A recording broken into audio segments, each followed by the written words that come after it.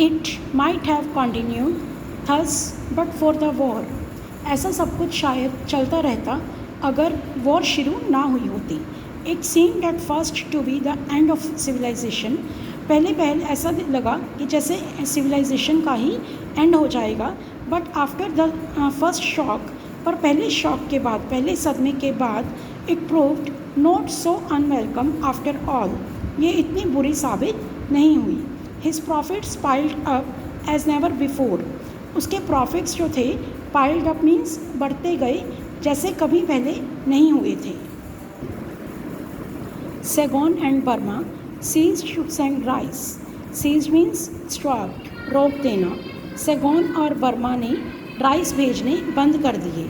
Means कि वो सैगोन और बर्मा से जो राइस मंगवा रहा था वो वॉर की वजह से अब बंद हो गई।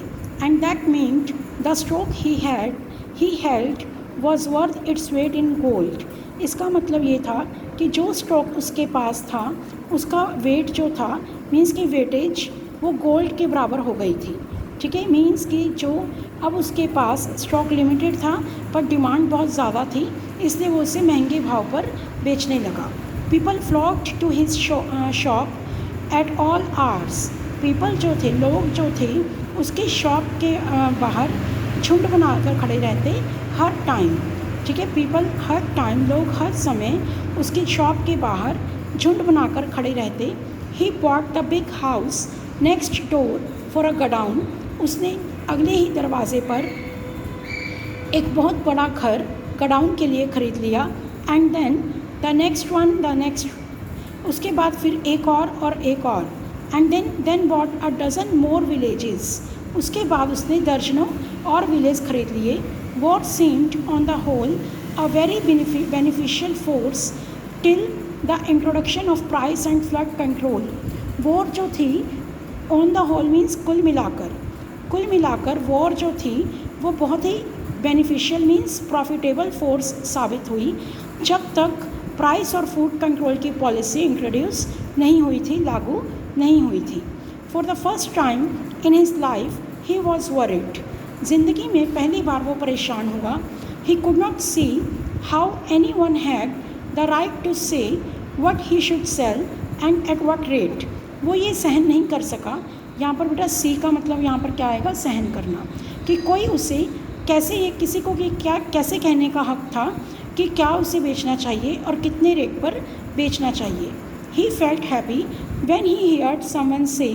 वो खुश हो गया जब उसने किसी को ये कहते सुना, the food department is a hoax.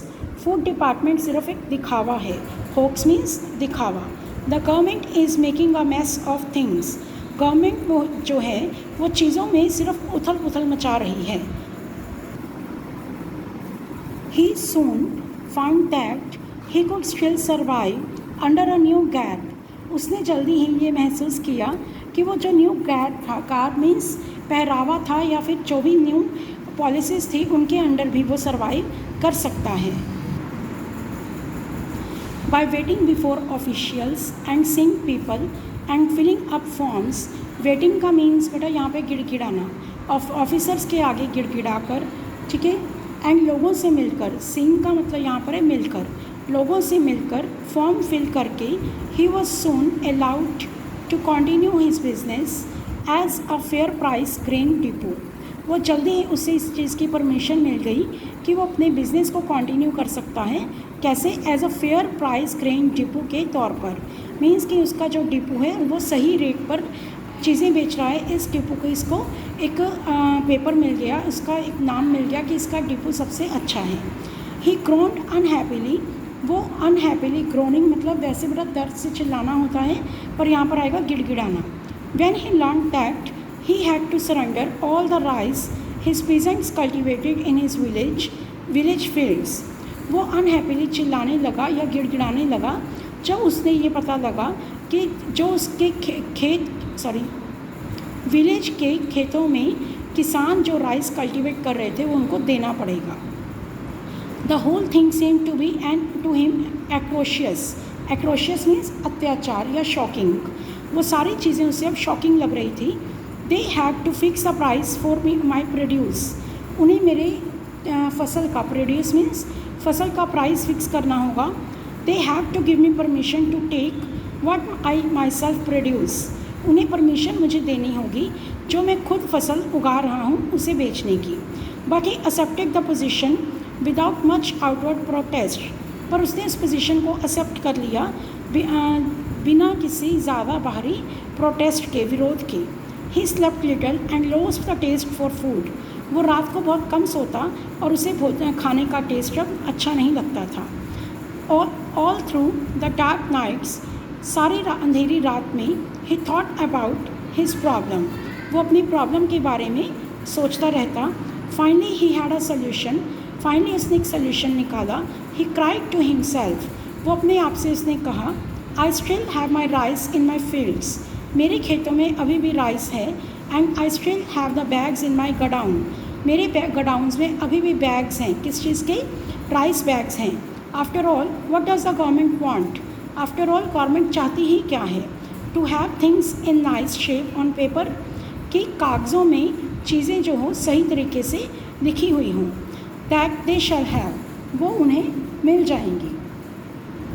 He kept all the rice he wanted for sale and personal use, but out of sight and out of paper.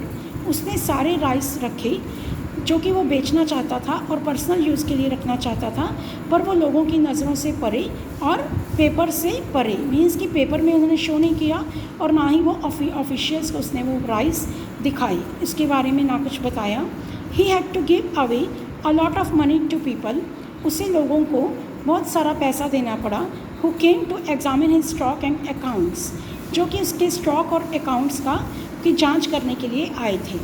If he passed a 10 rupee currency note on such an occasion, अगर वो इस मौके पर 10 रुपये का note उनको दे देता, इस मौके पर मीन्स कि जब वो उसके स्टॉक और अकाउंट्स की जांच करने आते, तब इस मौके पर अगर वो उन्हें 10 रुपीज़ का नोट दे देता, it meant he had screened from praying eyes 1000 rupees worth of grain. इसका मतलब ये होता था कि जांच करने वाली आँखों से, प्रेइंग आइज मीन्स जो शिकार कर रही थी आँखें, ठीक है, या स्क्रीन कर रही थी, जांच करने वाली आँखों से उसे 1000 रुपीज़ के अनाज को उनसे परे रखा है, उसका हिसाब किताब उसने नहीं दिया। मीन्स कि 10 रुपये देकर वो 1000 रुपीज़ ऑफ ग्रेन की वो हेरा फेरी कर जाता।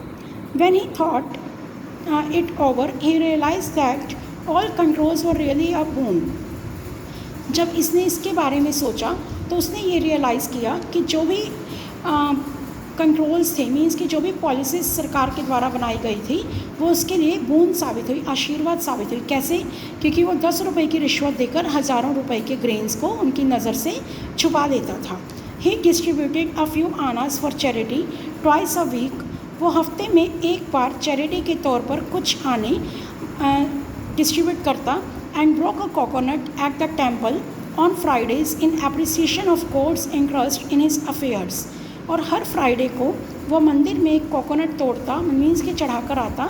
क्यों चढ़ा कर आता? कि गॉड भी उसके अफेयर्स में, उसके कामों में इंटरेस्ट ले रहा है, इस चीज़ की प्रशंसा करते हुए। मीन्स कि गॉड का थैंकफुल करने के लिए वो हर फ्राइडे को एक नारियल चढ़ाकर आता। Gradually with experience he became a master of his situation. धीरे धीरे एक्सपीरियंस के साथ वो इस हालत का मास्टर बन गया। मीन्स कि ऐसे हालात से कैसे निपटना है उसे अच्छी तरह से पता लग गया। At his depot he measured out rice with a deft hand. अपने डिपो पर वो राइस को डेफ्ट हैंड से मेज़र करता। डेफ्ट हैंड मीन्स कि बड़े अच्छे तरीके से मेज़र करता। So that at the end of a day a considerable quantity accumulated which was nowadays. ताकि वो दिन के एंड तक एक कंसिडरेबल मीन्स काफ़ी मात्रा में इकट्ठे कर लेता, विच वॉज नवडेज, जो किसी के नहीं होते थे। यहाँ पर बेटा मीन्स क्या डेफ्ट हैंड का, कि ऐसे ही वो चावल तोलता अपने हिसाब से, कि जैसे लोगों को कहने के लिए वो 1 kg देता पर उसके 900 ग्राम्स ही उनको देता था। इस तरह से वो कम तोल कर दिन के एंड तक कागज़ों में दिखा देता, पेपर्स में दिखा देता कि उसने कितने राइस बेचे हैं, पर रियलिटी में वो कम राइस बेचता था और बाकी के जो राइस थे वो उसके अपने हो जाते, क्योंकि वो किसी के नहीं होते थे। Then he delayed and open and close and reopen his shop. फिर वो देरी से अपनी शॉप को देरी से खोलता बंद करता फिर से खोलता, इन सच अ मैनर, इस तरीके से, so to make people come to him several times before they could get any rise out of him। इस तरीके से खोलता या बंद करता कि लोगों को उसके पास बहुत बार आना पड़ता इससे पहले कि वो उससे राइस लेकर जाते। When they had money he had no stock। जब लोगों के पास पैसा होता तो वो कह देता कि मेरे पास स्टॉक नहीं है। और when he had rice they had no money।